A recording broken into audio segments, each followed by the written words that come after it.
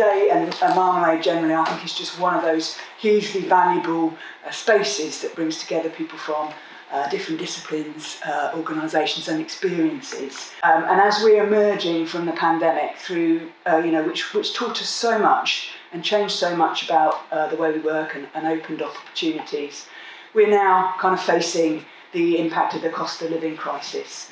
I worry as Chief Exec of the City Council at what that means in terms of the impact on services and the impact on our staff in our continuing endeavour to make things better. So again, I think that's why today's conversation is so timely and relevant, more so than ever.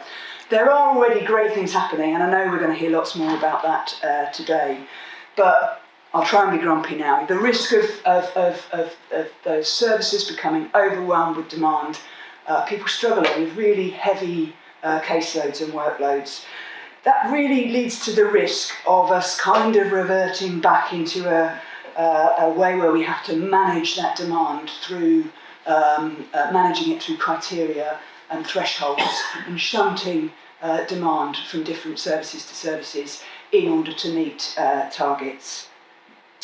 That's not inevitable, and I think at the City Council we really recognise that we've really got to focus our approach now on making sure that doesn't happen.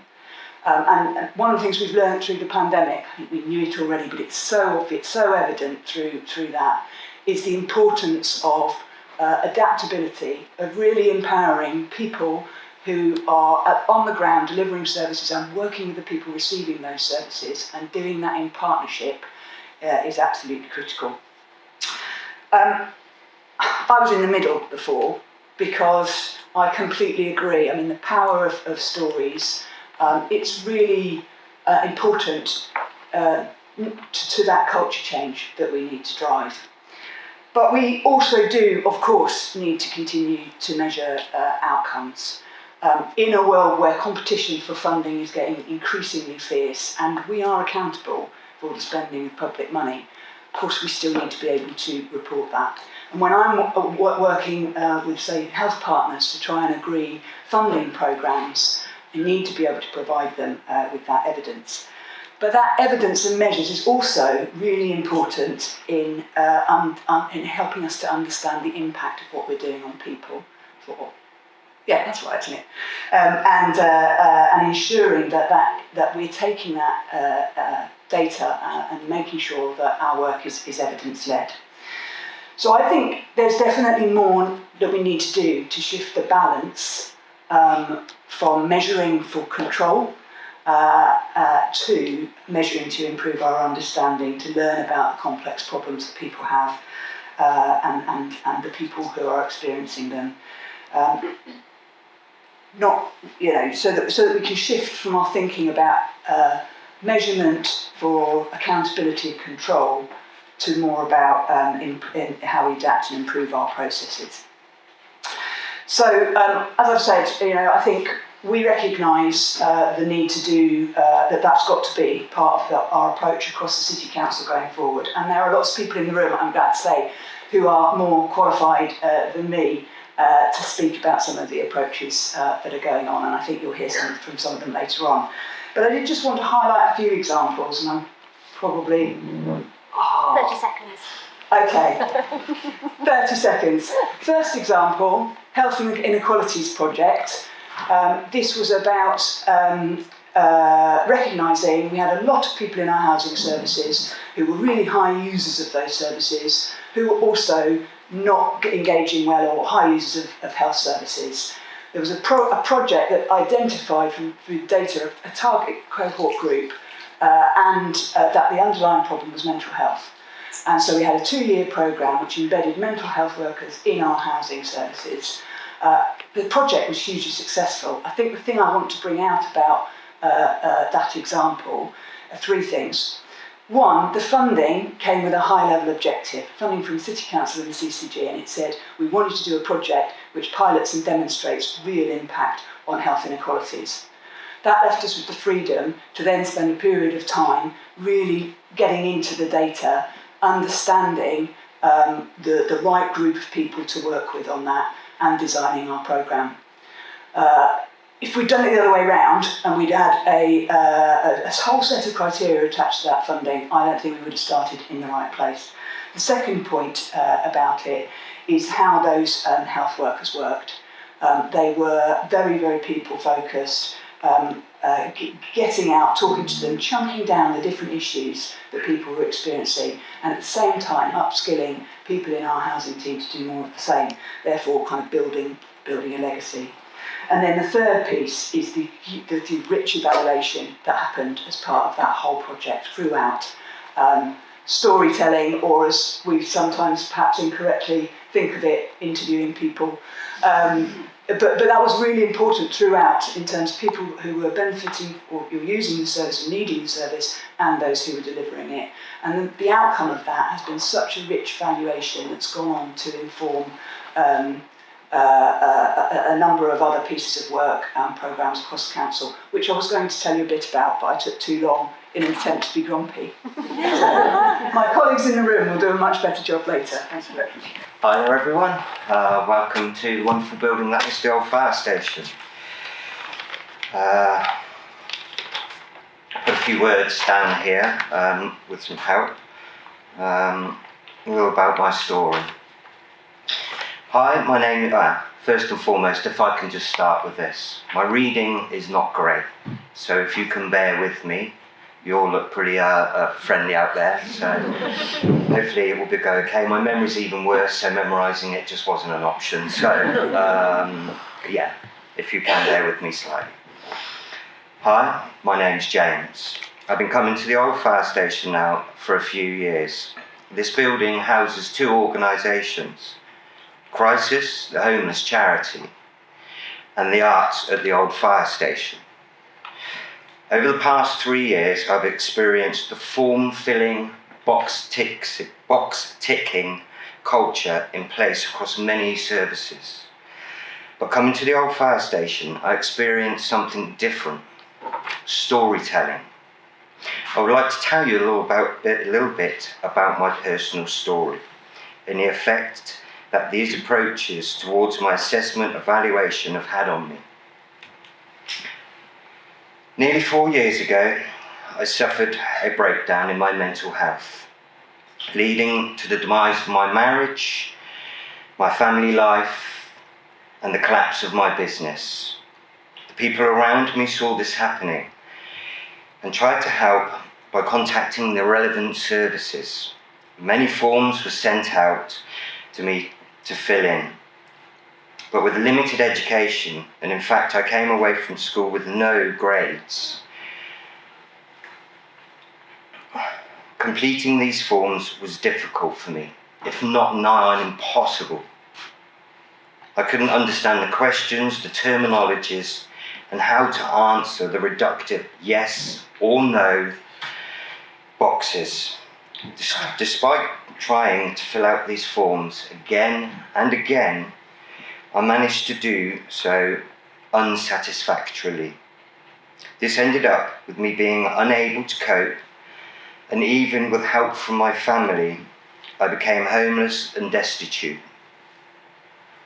I ended up living on the streets, under bridges, many of which you have probably driven over many times, unaware of what was happening underneath. Eventually, I was picked up by some homeless charities, one of those which was Crisis. Crisis helped me to fill out, again, the relevant forms so that I could apply for housing and claim the necessary benefits. I'd never claimed benefits before, so all of this was completely alien to me. Even the staff at Crisis found filling out these forms at times a struggle, but they were persistent, and rather than asking me to fill out forms, they listened to my story and helped me to figure out what it is I needed. This way of working has been ongoing and has facilitated in my reintegration back into society. Since coming to the old fire station, one of the projects that I was involved in was Atlantis. The project brought together crisis members, such as myself, professional artists, and the members of the community to create a performance and a show that we put on. I found it very hard after this to evaluate the experience and what I'd achieved and the growth within myself. They could have given me more forms to fill out with questions that somebody had put together, but even with their best intentions, wouldn't have got to the core of what I had achieved in this project and what it meant for me. Then a call came in, and I was asked if I would like to come in and share my story of the project and what I'd taken from it. And this meant for me, and unbeknown to me, I found that talking about the project in an informal way brought back all the memories. We laughed, I even shedded a few tears. I realised as we talked of the skills that I'd learned, of the relationships that I'd managed to form, and the coping mechanisms that I had developed during this time. It made me realise that it wasn't all so bad, and then that I did all right. It also created something that I could read back, a thing to hold on to. It arranged my thoughts into orders that I could recognise. Once I had that conversation, it helped to give me the confidence to re-engage and realise that you can be proud of what you have done and had felt. And I hadn't felt that, and I hadn't felt that in a while. This approach to listening and having a conversation with someone, this approach to listening and having conversations is something I have encountered in other places. I remember once in the job centre where a woman came to me with a pile of forms and she said to me that, "James, we have to fill these out."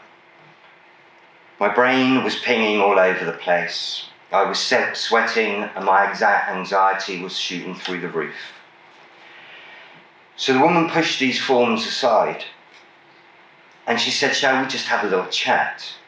And rather than going for all the questions, she asked me about my life and what my day entailed. At the end of the conversation, she said, "You know what? I think I've heard enough and know what information. I have the information I need now to fill these forms out for you." I can see that storytelling and similar approaches are more expensive. It takes effort and time, and is hard to collect, and is often difficult to think. And it is often difficult to think long term.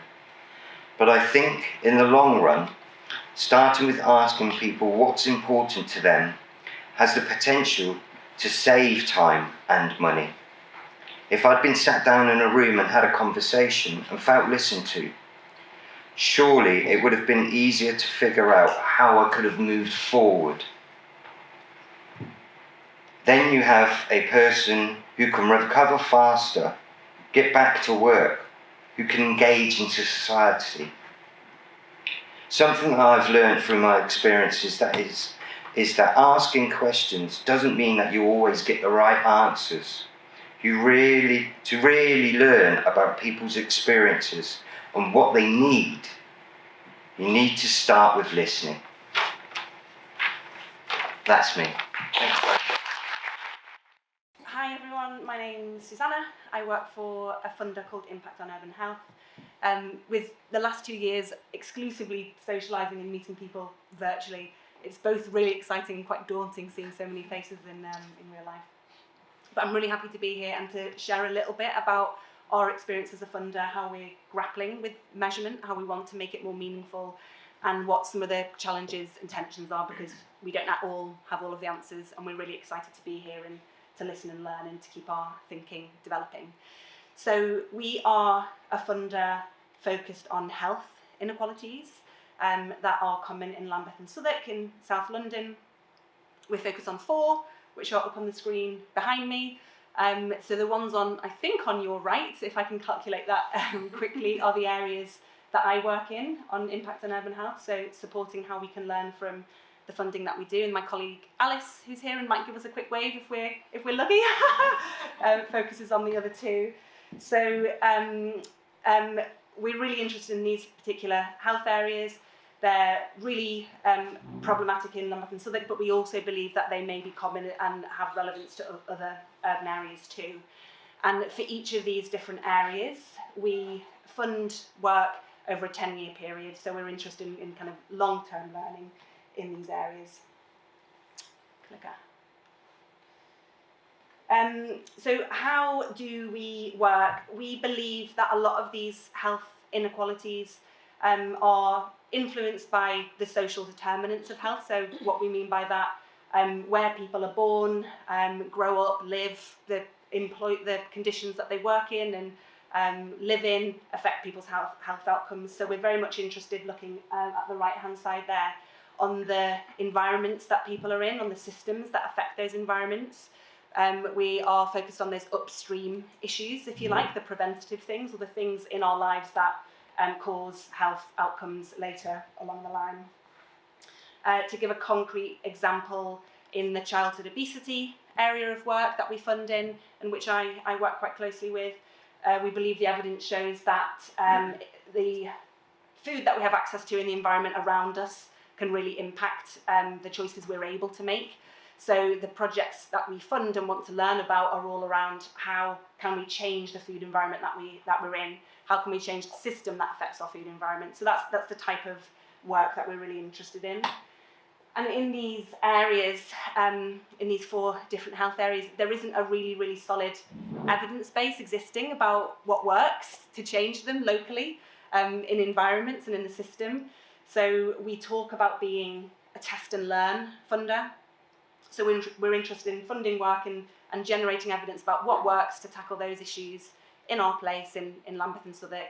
And whilst that's the immediate thing we do, so the left-hand side of that big rectangle, we think that if we generate the evidence about what works and we share it with others, that they can then pick up and implement those promising approaches too, and overall then our impact as a funder can be greater. So, as I say, not coming with finished answers, very much wanting to share some of the challenges that we're working through at the moment, and I've highlighted a few of them here. So the first one, when we started out funding in this way, which was quite a new way for us to be doing things, I'm drawing a lot on the Childhood Obesity Programme, which is our longest running and we've been doing for 5 years. I think we started out very much in that traditional mindset. Okay, we're working in this area, how are we going to work out what our impact is? Let's decide now. Let's decide early on and set some targets around that and use that to drive what we collect. But actually, we very explicitly and openly have decided that's not a good approach. It's not meaningful. The types of activity that we're funding are so different and working in different ways with different groups of people tackling different elements of the problem that we see in Lambeth and Southwark, that it just isn't meaningful for us to say, please could you show how this one intervention will impact this shared measure that we're really keen to see across the programme. So the first shift that we're making is we're trying to, we've explicitly moved away from that as our strategy, if you like, for measurement. And there are challenges in that, which I'll set up, given it's a grump dump, and hopefully we'll come away energised with lots of solutions later. But that's a new way of thinking, I think, for us as a funder, for us as individuals who've been trained in particular methods. And there's work to do to kind of change the culture and the conversation that we have internally, to change the types of things that our board might ask for in terms of evidence. and to move from a position of kind of quite neatly adding up impact to in a less clear or neat way, seeing our successes, the ability to generate evidence about what works. So that's not one neat measure. It's about also about a shift from how we set ourselves up internally to learn from the combined work of what we fund, and look across it and make it accessible and give other people access to it. So it's a much less kind of simple, neat metric, if you like, for success for us, but we really want to move along that spectrum. The second one, I think it's fair to say that when we talk internally about what are we learning, what does success look like, are we moving towards where we want to go, that the focus has been perhaps too much on what we want to learn as a funder. And we really want to make that shift from it being all about us and how we know what value has been derived from the money that we've spent through other organisations, to being about supporting our partners. So that's the organisations that we fund, supporting them in their learning. Often we're working with very small organisations in Lambeth and Southwark. They're experiencing, the same issues lots of organisations nationally are experiencing, and we're trying to move from that feeling of we want to learn this to what are the things that will help you in your delivery, or what things do you want to learn about. And for example, reducing our previous reliance on commissioning external organisations to evaluate, to, for example, building capacity within the organisations themselves that we fund, so that they can have a post, for example, internally that leads on their learning. So there's some concrete things that we're trying to do to move along that shift. I think another big one is our approach to, I'm using speech marks, data collection, which I don't like. I don't like to use that language. So I think related to that first shift in spectrum, we're moving away from kind of trying to set out what data we would like to collect, because actually it's just not as simple as that, to better understanding what are the things that our partner organisations, what are you learning about and when would be a good time to ask you about what you're learning. So that's another quite concrete shift that we're moving on there. As I say, it's all a work in progress, none of it perfect, but I think we're being very deliberate about the changes that we want to make and how that could look in practice. And then the last one, so we were standing in the room earlier on a spectrum of where we felt most comfortable, or between different methods. And I think we're recognising as a funder, I personally, I can't speak for my colleagues, but I'm very much trained in those traditional methods. That's what my training has been. That's what my expectation has been in terms of what good looks like. So, how big is the study and what's the sample size and how rigorous and robust is that? And can we extrapolate from that finding, more broadly? And we are recognising and wanting to shift the focus on that to an understanding, as we've been hearing today, that there's lots of different ways to learn about and understand how change is happening. And we're also really conscious of our position as a funder and the power that we have, and that the power we hold as a funder, and how there will be particular ways of learning that can be done in a much more sensitive way. We've had several speakers talk about that already this morning. So we have been funding a local organisation, for example, to develop a model of what's called community research. So they have been training up individuals within Lambeth and Southwark who are interested in research, interested in kind of learning, and training them up to be researchers and using them as a model for learning, rather than, for example, an external evaluator or someone in the funding team, someone in the evaluation team in the funder going to learn. So there are some specific things that we're trying to do to shift on those types of methods. To set up, am I running out? last 30 seconds. Some of the challenges there have been mentioned already. So it takes more capacity, it takes more time, it's quite a big culture shift. Yeah, I won't repeat the challenges because I think we've covered them already, but we are on a journey, to use that very cliched phrase. We don't have all of the answers, and we're really excited to listen and learn and discuss and to use today to move us along in our journey. So I'm going to talk about learning and accountability, but mainly learning. So my first slide probably ages me slightly, which is, for those of you old enough to remember, that this guy used to have an advert, which was, I liked it so much I bought the company. And for me, when I got a job at PHF, I couldn't quite afford to buy the company, unfortunately, but I'd been a grantee of PHF, Paul Hamlyn Foundation. So many years before I applied for the job, so I've been there for 3 years. I had a really good experience as a grantee. So it was a joint grant between PHF and the Barrow Cadbury Foundation. And they were great. And actually none of the positive things in many ways were about the evidence and learning that come to my mind first of all. Like many grantees, plans changed, people left the team. They were so accommodating, and they just really helped us take the grant forward. So it's that classic thing of being a relational funder, as it's called. So when the job came up, I thought, well, that's a place I'd really like to work, because I had such a great experience as a grantee.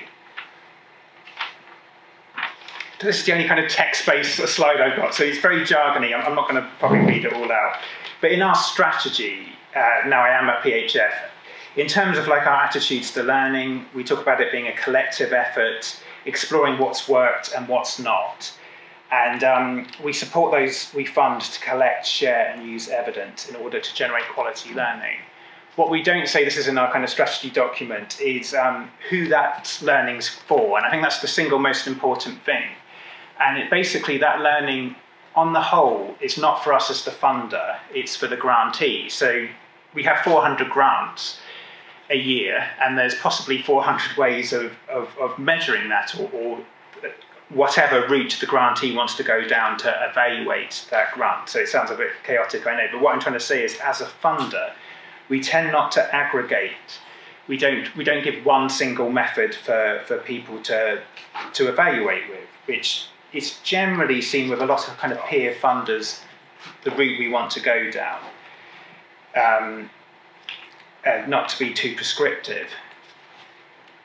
I also had the word accountability in the title, and I just want to touch upon accountability and just its relationship with learning, just very briefly. I mean, I have a slide in relation to the kids company. I know that's kind of quite a famous instance where questions have been raised about a charitable practice. I don't really want to comment about the kids company itself, but I think in terms of Alan Yentob, the trustee, there is this kind of legal responsibility about what funders fund, and there is this anxiety. So obviously accountability is a whole different strand of funder practice. So I'm not going to talk about that too much now, but I think sometimes it kind of feeds into this anxiety of the kind of evidence and learning funders wish to collect. So sometimes that's reflected in the amount of sort of costing, well, how did you spend the money, etc., etc. And the context I wanted to raise in this talk is obviously over the last 2 years in the pandemic, I think we've made about 500 grants. Most of those were £20,000. And one of the reasons we settled on that figure was that was the kind of figure we could get grants out quite quickly. And some of that related to accountability, that there's a kind of cut-off point, that the responsibility and the paperwork is greater when you go above 20,000. So it's interesting, in the pandemic, there was a kind of focus on, and I don't want to sort of sound unprofessional, is what's the least we can get away with? Get away with is probably not the best term in that, and it's interesting, isn't it, how a pandemic can focus it, and we managed to get out, I think it was about 200 grants in a month for that figure, to going down that route. So the next slide has kind of been covered in a much more grown-up way. I was going to talk about what's the gold standard of evidence, and this is researchers do have a sense of humour, and this is a meme that went round last year in many different permutations. I'm more on I believe this is a scene from Rocket Man. I'm more on the Elton John side myself, but we've kind of gone through this morning, and I think probably throughout the day. So I'm not going to go through all I was going to say in relation to this slide. Just this is a slightly more sort of a childish version of that. But to make the sort of serious point about this, it is perceived that some funders or some commissioners take certain methodologies more seriously. And I don't want to hold up the sort of PHF just as being totally progressive on this, because it's interesting, this meme was quantitative and qualitative research. But even the qualitative research sometimes we have in our reporting is quite traditional. So we've already mentioned storytelling. It's not necessarily something we always accommodate in our own reporting. So I think we kind of covered that quite well today. In terms of the last couple of slides, I just sort of want to touch upon this. It's interesting, when I joined PHF, and I made a presentation to some academics who I used to work with, and they were very kind of nervous with this idea of, well, they didn't like the idea that, say, we funded 400 grants a year and there was no common measure of saying, well, this grant's performed this way and you can measure it against that. I just wanted to note, some people there are these kind of enterprises where people have attempted to develop a common metric. Effective altruism, I don't know if anyone's familiar with this work. It's interesting. It's very far away from where we are at PHF and where I am personally ideologically. I'm not rubbishing the work. It's really interesting. So basically, just to say very quickly, effective altruism, if you're not familiar with it, it kind of develops a single metric, which is quality adjusted life years. So it kind of any project you fund, you can kind of measure it in this common metric to say which is the most effective. As I say, it feels like a million miles away from where we are at PHF. You've got 400 grants measured differently, but I just wanted to note there are those who want to develop a common metric. And if you've never been on some of these sites, it's worth looking up 80,000 hours, which is it looks at what career you want to go into if you want to have the most impact. So it's quite fun, some of that stuff, and the material is really interesting. I just wanted to sort of hold that up as a different point of view to where we are as a funder, and this is kind of my final slide. That we're in a group of funders who basically were signed up to these various standards, if you like. So this is developed by the Institute for Voluntary Action Research, IVAR, which is about aligned grant reporting. And some of these may sound really obvious, but it's pretty basic things which as a funder we sometimes don't do. Number one is a classic example. It may sound quite obvious that at PHF we actually put all our effort into explaining to people who didn't get grants why they didn't get grants. But actually one thing we personally often missed out on was explaining in detail for those who were awarded grants why they got that as a kind of positive reinforcement. I'm not going to run through all 6, but I think what's important here, and this is how I really want to wrap up, is a lot of the discussion between us and kind of funders of similar sizes have rested around number 4, which is only ask for information which you are going to need and use in reporting. And I think this is sort of really important to note. So someone's already mentioned about having to gather up reporting for sort of, I don't know how many funders you mentioned earlier, I don't know if it was sort of 4 or 5, but the whole enterprise, and IVAR are kind of trying to push us funders towards, is that you have a kind of one report. I know practically this wouldn't always work. It wouldn't always work on project funding, but they really want to push it towards that funded organisations would only produce one report, and they can give that, say if you've got 6 funders, to all 6 of those funders. It's a really interesting position, and it's the idea of kind of trying to lift the burden off the grantee. So that's the kind of way I want to leave it, really. It's just been really interesting so far this morning to hear like the diversity of methods that people want to capture the work at, but also the kind of pressures that some people are under with different funders and different methodologies, and trying to balance all of those things out. So as a funder, we're just really open to listen of how best to help people who we fund learn, and also being aware of any other pressures that are under reporting that they have to do. So that's my slot. Thank you very much.